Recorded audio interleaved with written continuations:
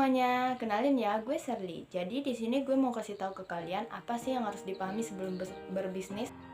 Kalian tahu nggak sih, dalam bisnis itu perlu tahu tentang komunikasi yang baik, yaitu disebut dengan komunikasi bisnis. Jadi gue di sini bakal jelasin apa itu bisnis dan aspek-aspek yang berhubungan dengan bisnis. Bisnis adalah kegiatan menjual barang atau jasa kepada konsumen dengan tujuan mendapatkan laba atau keuntungan.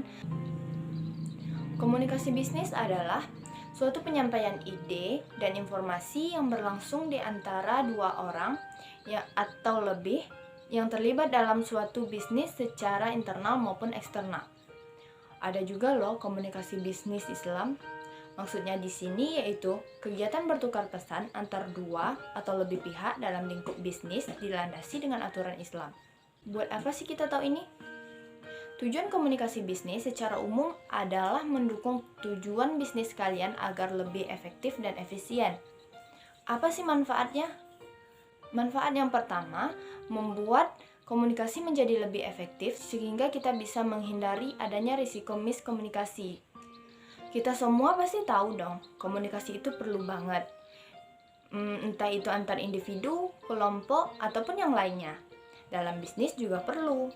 Kita nggak mungkin dong cuman bilang ke teman-teman kita, gue jual es boba nih, tanpa kalian jelasin keunggulannya, variasinya, lokasinya, kelebihannya, dan oke tenang, di sini gue bakal kasih kalian beberapa strategi marketing untuk bisnis kalian.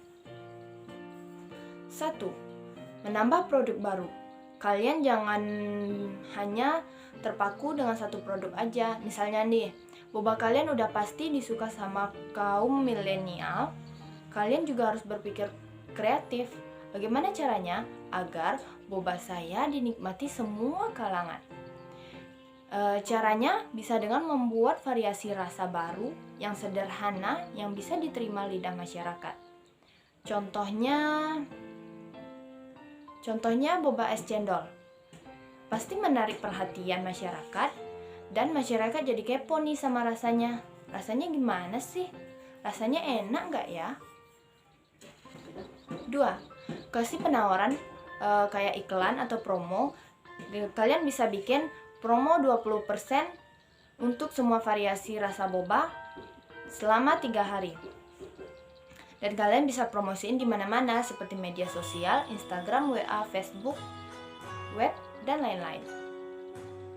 3. Cek tingkat keberhasilan. Contohnya kayak seberapa puas pelanggan sama rasanya, sama fasilitasnya, sama respon karyawannya atau tim kalian.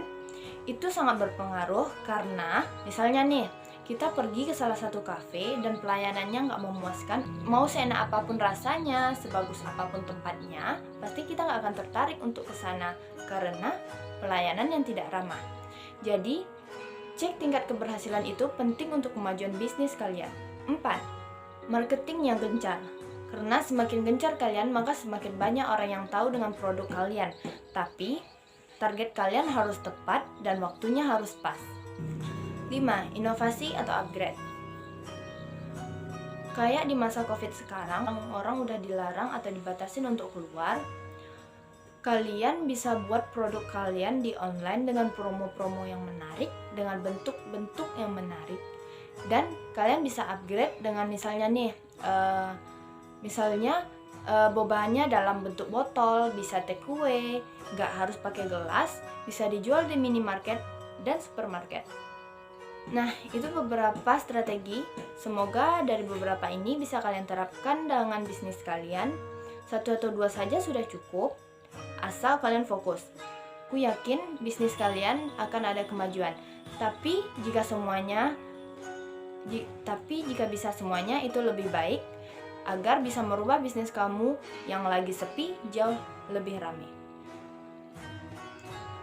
Itu beberapa dari aku. Semoga bisnis kalian sukses dan bye-bye.